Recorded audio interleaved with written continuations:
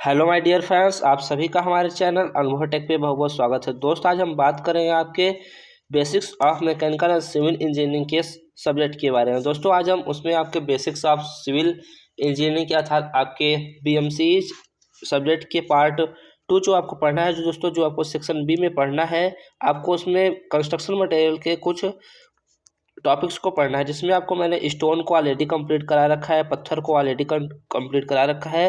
तो आज की वीडियो में दोस्तों हम बात करने वाले हैं ब्रिक्स के बारे में। ब्रिक्स क्या होता है दोस्तों, ब्रिक्स के बारे में आज हम डिटेल में देखने वाले हैं कि आपका ईंट क्या होता है, ये कैसे बनाया जाता है, इसकी इसकी क्या क्या क्वालिटी होती है। दोस्तों क्या होता है ईंट के बारे में आज हम डिटेल में डिस्कस करने वाले हैं कि ईंट आपका क्या होता है अर्थात ब्रिक्स आपका क्या होता है। तो चलिए दोस्तों बिना टाइम वेस्ट किए हम वीडियो को स्टार्ट कर लेते हैं।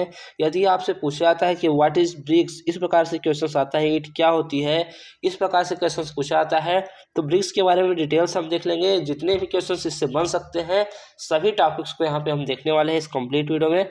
तो प्लीज़ वीडियो में अंत तक बने रहिएगा। तो देखिए पहला पॉइंट जब लिखेंगे दोस्तों, क्या लिखेंगे, यहाँ पे लिखेंगे ब्रिक्स इज आर्टिफिशियल सब्सटेंस। यहाँ पे ब्रिक्स इज आर्टिफिशियल सब्सटेंस का मतलब होता है दोस्त कि ब्रिक्स अर्थात ईंट एक क्या है, आर्टिफिशियल सब्सटेंस मतलब कि कृत्रिम पदार्थ है, अर्थात यह मानव निर्मित पदार्थ है, या फिर आप कह सकते हैं कृत्रिम पदार्थ है। या क्या है, मानव निर्मित पदार्थ है। क्या बताया दोस्त, ये क्या है आपका मानव निर्मित पदार्थ होता है जिसे मानवों द्वारा बनाया जाता है।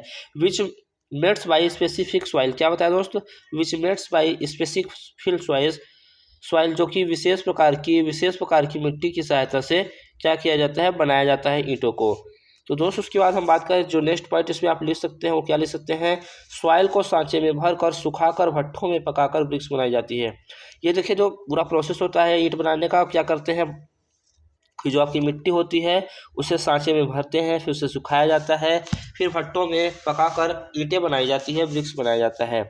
उसके बाद दोस्त हम नेक्स्ट पॉइंट की ओर बढ़ेंगे और बात करेंगे कि ब्रिक्स का यूज कहाँ पे किया जाता है। तो ब्रिक्स का यूज दीवार निर्माण तो जो आपकी बाउंड्रीज बनती हैं, आपका दीवार बनता है, वहाँ पे आपका ब्रिक्स का यूज किया जाता है। फाउंडेशन अर्थात नींव के निर्माण में भी आपका ब्रिक्स का यूज किया जाता है दोस्त, और छत के निर्माण में, फर्श बनाने में भी किया जाता है। दोस्त आप लोग से रिक्वेस्ट है कि आप लोग कॉपी पेन लेकर बैठा करें और सारी चीज़ों को नोट करते चलेंगे, पॉइंट वाइज लिखते चलेंगे, तो आप लोग के लिए काफ़ी हेल्पफुल होगा। इस प्रकार से आप लोग पॉइंट स्टार करके इस प्रकार से स्टार बना के पॉइंट वाइज सारी चीज़ों को लिखेंगे, तो आप लोग अपने सेमेस्टर एग्जाम में बिल्कुल अच्छा मार्क्स पाएंगे। दोस्त अब हम बात करते हैं नेक्स्ट पॉइंट में कि ईंट काफ़ी दृढ़, कठोर व टिकाऊ होती है। क्या होता है, ड्यूरेबल होता है, अर्थात ये हार्ड होने के साथ साथ क्या होता है दोस्त, ये हार्ड होने के साथ साथ क्या होता है, ड्यूरेबल भी होता है। तो दोस्त ये चीज़ें आप लोग पॉइंट को याद रखेंगे। समान आकार होने के कारण कणों की बॉन्डिंग बहुत अच्छी होती है। जैसे मान लेते हैं आपका ब्रिक्स है, तो इसमें जितने भी आपके कण होते हैं, जितने भी आपके दोस्त कण होते हैं, क्या बताया, जितने भी आपके कण होते हैं, इसकी बॉन्डिंग आपस में जो बॉन्ड बने होते हैं, ये इसकी जो बॉन्डिंग होती है बहुत ही अच्छी होती है। ये भी आप लोग याद रखेंगे। ईंट का जो स्टैंडर्ड साइज होता है दोस्तों, क्या होता है, जो ईंट का स्टैंडर्ड साइज होता है वो होता है 9 इंटू 19 इंटू क्या होता है, 19 इंटू 9 अर्थात इसका कहने का मतलब दोस्त कि यदि आपका 19 क्या है, लंबाई है, तो जो चौड़ाई होगा वो क्या होगा, 9 होगा, और जो ऊंचाई होगा या फिर मोटाई कह सकते हैं आप, वो क्या होगा, 9 ही होगा। और यदि आप इसके सांचे के साथ इसका आकार देखना चाहते हैं, मोटाई के साथ इसका आकार देखना चाहते हैं, तो इसका जो आकार होता है दोस्त, स्टैंडर्ड जो साइज होता है वो 20 क्या होता है दोस्त, 20 इंटू 10 होता है। 20 इंटू 10 ये जो डायमेंशंस ली जाती है दोस्त, सेंटीमीटर में ही ली जाती है। तो इस पॉइंट को आप लोग याद रखेंगे। उसका देखिए अब ईंट की प्रॉपर्टीज़ के बारे में देखने वाले हैं कि ईंट में कौन कौन सी प्रॉपर्टीज़ पाई जाती है। तो दोस्त बात करेंगे कि इसकी सरफेस समान, कोरे तथा तिखने होने चाहिए। इसका जो सरफेस होता है दोस्त, जो एकदम क्या होना चाहिए, एक समान होना चाहिए, तथा ये फिर न्यूकीला टाइप का होना चाहिए। इसका जो क्या होता है, जो इसका कॉर्नर होता है, कॉर्नर शेप इसका क्या होना चाहिए, निकोला होना चाहिए। ईंट चारों तरफ से समान रंग वाली होनी चाहिए। इसका जो रंग होना चाहिए, जैसे एक तरफ रेड है तो पूरा इसमें रेड ही कलर का होना चाहिए, अलग अलग कलर का नहीं होना चाहिए, डिफरेंट कलर्स का नहीं होना चाहिए। दोस्त हम नेक्स्ट पॉइंट की ओर बढ़ेंगे और बात करेंगे कि क्या बात करेंगे दोस्त, देखते हैं कि नेक्स्ट पॉइंट में आपको क्या पढ़ना है। तो नेक्स्ट पॉइंट में देखिए यहाँ पे दिया हुआ है, आपको सारी चीज़ें मेंशन है। ईंट दरारों तथा सिकुड़न से मुक्त होनी चाहिए। क्या बताया दोस्त, ईंट जो दरारें होती हैं और सिकुड़न होती है उनसे क्या होना चाहिए, फ्री होना चाहिए, मुक्त होना चाहिए।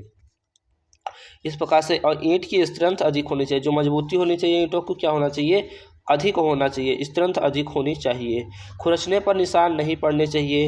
ईंटों को आपस में टकराने से धात्विक ध्वनि, मेटेलिक साउंड क्या होना चाहिए, मेटेलिक साउंड। जिस प्रकार से धातुओं को आपस में टकराते हैं तो एक साउंड उत्पन्न होती है, उसी प्रकार से मेटालिक साउंड होना चाहिए ईंटों में। और उसके बाद इसका देखिए वाटर एब्जॉर्प्शन के बारे में लिखा गया है कि 24 हावर्स पानी में भिगोए रखने पर क्या होता है दोस्तों, 24 हावर्स पानी में भिगोए रखने पर 15% से अधिक पानी को नहीं सोखना चाहिए। 15% आपका मैक्सिमम है, आपका इतना पानी सोखना चाहिए, उससे अधिक आपका पानी नहीं सोखना चाहिए दोस्त। तो अब हम बात करते हैं कि नेक्स्ट पॉइंट में आप लोग क्या लिख सकते हैं दोस्त। तो नेक्स्ट पॉइंट आप लिख सकते हैं, क्या लिख सकते हैं दोस्त की नेक्स्ट पॉइंट वाले लिख सकते हैं कि जो आपका यूजेज है, यूजेज के बारे में आप लिख सकते हैं। और एक पॉइंट और लिख सकते हैं कि ईंटों को यदि आप 1.5 मीटर से क्या होता है 1.5 मीटर की ऊंचाई से ऊपर से नीचे की ओर छोड़ते हैं तो ईंटों को जो होना चाहिए टूटना नहीं चाहिए, बीच से टूटना नहीं चाहिए, तब ये कहेंगे कि ये आपका ईंट अच्छा है। उसका यूजेज कहाँ पे होता है दोस्तों, यूजेज आप लोग जानते हैं कि भवन निर्माण में, फर्श बनाने में, सड़क नाली छत इत्यादि में, ईंट की गिट्टी चूना कंक्रीट इन सब चीज़ों में आपका ईंट का यूज़ किया जाता है। देखिए ईंट में कौन कौन सी चीज़ें होती हैं, किन किन चीज़ों से ईंट मिल का बना होता है। तो इसमें SSC LIM इसका ट्रिक याद रखेंगे तो आप लोग को सारी चीज़ें याद रहेंगी। क्या होता है दोस्त, इसका जो ट्रिक है SSC.LIM, SSC LIM का ट्रिक होने का मतलब दोस्त है, जी हाँ दोस्त, आप लोग को बताया SSC LIM ट्रिक को आप लोग याद रखेंगे। SSC का मतलब होता है, S का मतलब होता है सिलिका, सिलिका को याद रखेंगे 30 से 35% तक पाया जाता है। उसके बाद नेक्स्ट वाले S का मतलब है कि सिल्ट आपका कितना परसेंट होता है। उसके बाद जो आपका C है उसका मतलब होता है क्या, क्ले, क्ले अर्थात मिट्टी, एल्यूमिना भी कर सकते हैं। 20 से 30% होना चाहिए। सिल्ट आपका 20 से 35 होना चाहिए। उसके बाद जो आपका LIM है मतलब यल से होता है लाइम, लाइम कितना होना चाहिए 2 से 5% लाइम की मात्रा होनी ही होनी चाहिए आपकी अच्छे ईंट में। उसके बाद आपका आई से होता है आयरन ऑक्साइड, और जो यम से होता है मैग्नीज, मैग्नीज कितना होना चाहिए 1% के लगभग होना चाहिए। और जो आपका आयरन ऑक्साइड होना चाहिए वो 3 से 5% के लगभग होना चाहिए। इसका स्क्रीनशॉट लेना चाहें तो आप लोग ले सकते हैं। यही सब सारी चीज़ें मिली होती हैं आपके ईंट के निर्माण में। नेक्स्ट पॉइंट की ओर बढ़ते हैं दोस्तों, देखते हैं कि मुख्य घटक इसमें जो होता है, जो कि अभी आप लोगों ने देखा कि मुख्य घटक जो होता है, मेन एलिमेंट जो होता है वो क्या होता है, सिलिका होता है, जो कि सिलिका की मात्रा आपके ईंट में सबसे अधिक पाई जाती है। और उसके बाद बात करेंगे सिलिका का क्या क्या होना चाहिए, सिलिका में प्रॉपर्टीज़ क्या होनी चाहिए। तो ईंट का प्रमुख घटक सिलिका है अर्थात बालू है। देखिए सिलिका को बालू भी कहा जाता है, बालू है। ये ईंटों को सिकुड़ने, दरार पड़ने या फटने से रोकती हैं या उच्च ताप पर पिघलती हैं। और जो सिलिका की प्रॉपर्टीज होती है उसका क्या होना चाहिए, जो सामर्थ्य अधिक होना चाहिए सिलिका का, सिकुड़न कम से कम होना चाहिए, और पानी सोखने से रोकती है, पानी को नहीं सोखना चाहिए, वाटर एब्जॉर्प्शन कम से कम होना चाहिए। और यहाँ पे अधिक होने पर सुघट्यता घट जाती है। देखिए सिलिका की मात्रा अधिक होने पर क्या होता है, सुघट्यता क्या होती है, घट जाती है दोस्त। भंगुरता क्या होती है, बढ़ जाती है। कम ऊंचाई से गिरने पर टूट जाती है। देखिए सिलिका का जितना परसेंटेज निर्धारित किया गया है उतना परसेंटेज में होना अति आवश्यक होता है। उसका दूसरा जो पॉइंट है, जो सिल्ट, सिल्ट का क्या काम होता है, तो बालू तथा मिट्टी के बीच कड़ों को सिल्ट कहते हैं। देखिए जो बालू तथा मिट्टी के कड़ों के बीच, जैसे मान लेते हैं बालू का साइज ये है, बालू का साइज ये है, मिट्टी का साइज ये है, और इसके जो बीच का जो साइज है वो क्या कहलाएगा, दोस्त आप, वो क्या कहलाएगा दोस्त, वो आपका क्या कहलाएगा, सिल्ट कहलाता है। जो आपके बालू तथा मिट्टी के बीच के साइज वाले कण होते हैं उनको सिल्ट कहा जाता है। और ये क्या करता है, मिट्टी व बालू को जोड़ने का कार्य करते हैं तथा सूर्य की रोशनी में चमकदार होते हैं।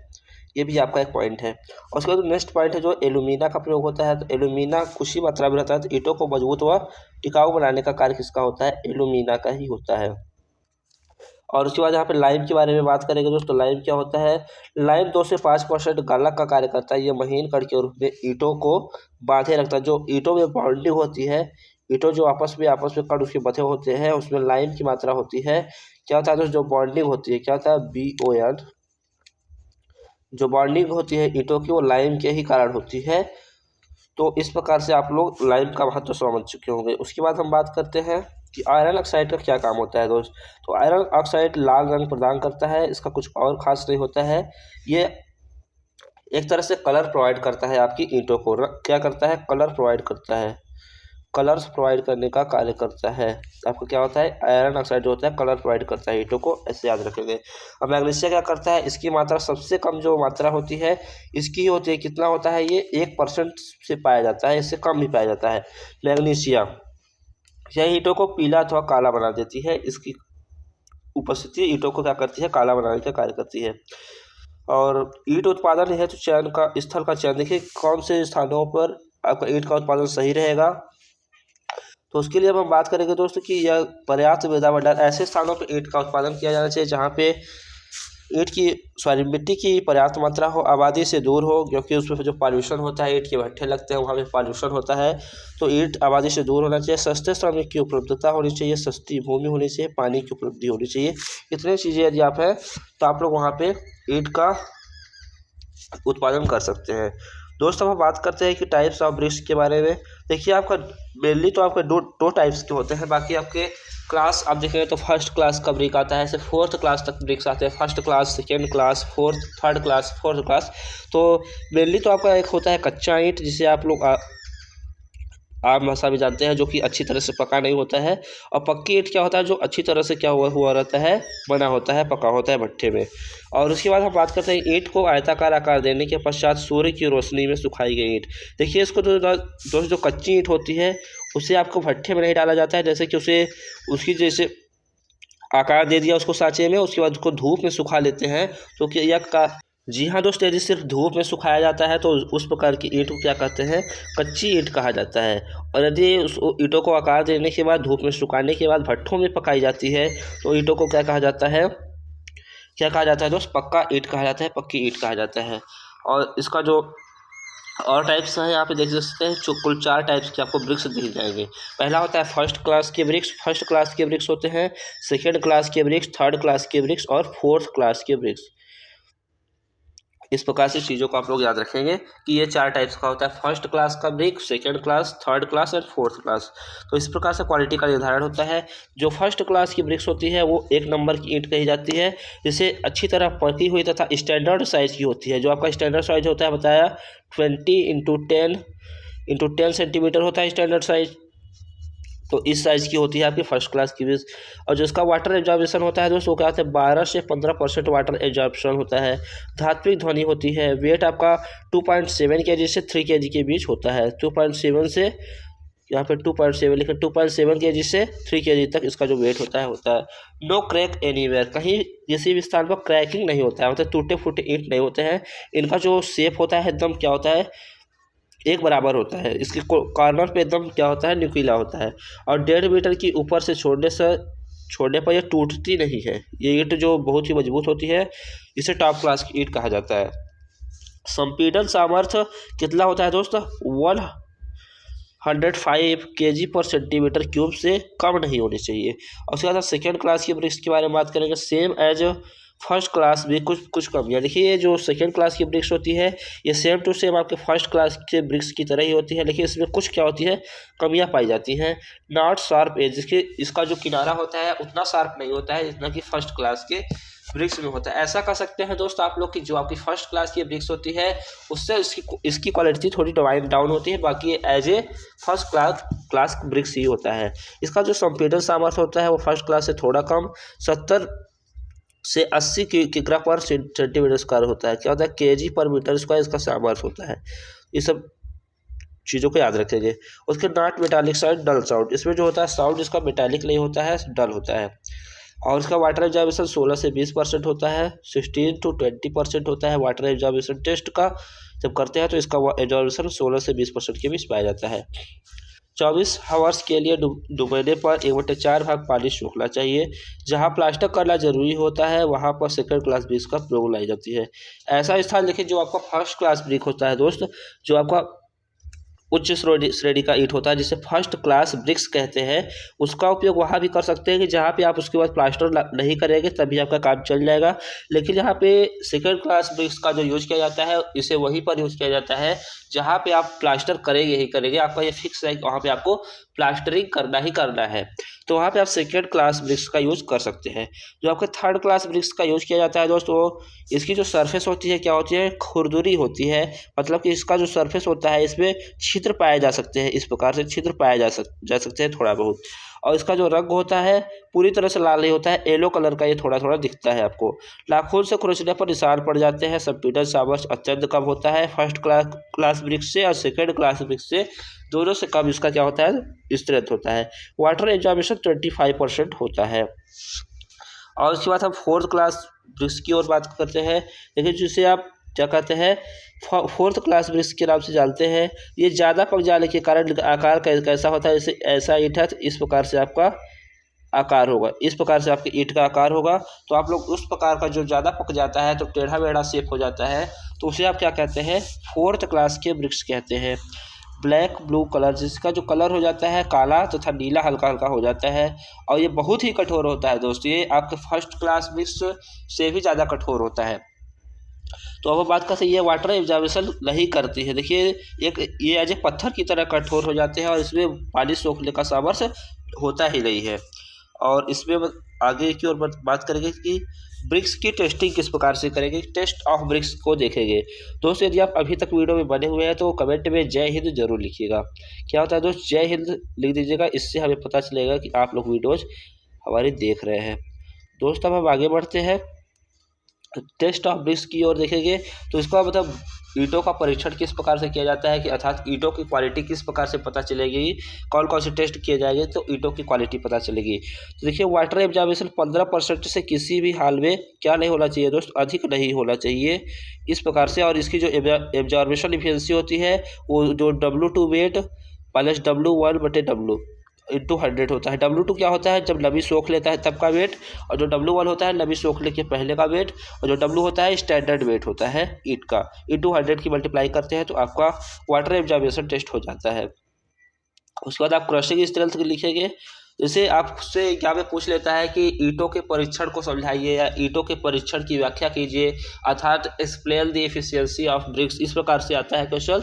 तो आप लोग इन्हीं सब पॉइंट को, crushing test, structure test, toughness test, इन्हीं सब चीज़ों को लिखिएगा। देखिए क्या होता है, क्रशिंग टेस्ट में आपको क्या लिखना है, सामान्य ईंट 35 kg/cm² तथा उच्च श्रेणी के ईंटों की क्रशिंग स्ट्रेंथ 70 to 140 kg/cm² होता है। उसके बाद क्या होता है, स्ट्रक्चर टेस्ट क्या होता है दोस्त, ईंटों के को बीच से तोड़ने संरचना देखते हैं तो सवांग व ठोस होनी चाहिए। देखिए यदि आपको ईंटों को बीच से तोड़ते हैं, जैसे आपको इस प्रकार से ईंट है तो इसको यदि आप बीच से तोड़ते हैं तो इसका जो शेप होना चाहिए खुरदुरा नहीं होना चाहिए, एक समान होना चाहिए। क्या था दोस्त, एक समान होना चाहिए।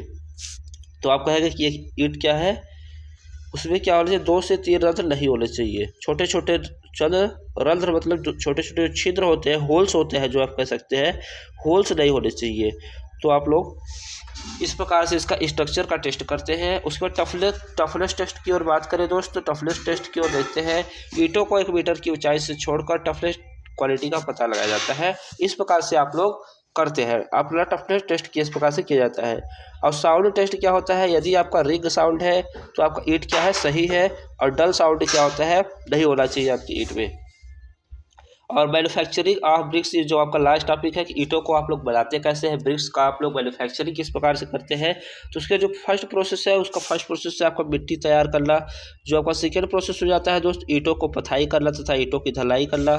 ढलाई करने का मतलब जो आपके सांचे में ईंटों को डाला जाता है तो आपको वहाँ से ब्रिक्स जो निकलती है तो वो आपका सेकेंड प्रोसेस हो जाता है। ईंटों को सुखाना और उसके बाद ईंटों को भट्ठों में पकाना, ये आपका थर्ड प्रोसेस हो जाता है ईंटों को बनाने का। उसके बाद यहाँ पे प्रिपरेशन ऑफ सॉइल की ओर बात करेंगे दोस्त, तो मिट्टी की खुदाई किया जाता है,